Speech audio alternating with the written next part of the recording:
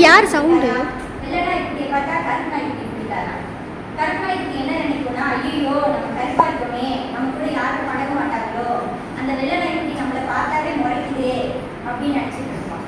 வெள்ளை நாய்க்குட்டி என்ன நினைக்குமா, தன்னை தான் ரொம்ப அழகு நினைச்சிட்டு இருக்கோமா, நம்ம தான் வெள்ளையா இருக்கோம், அந்த கருப்பு நாய்க்குட்டி ரொம்ப கருப்பா இருக்கு, நம்ம தான் அழகா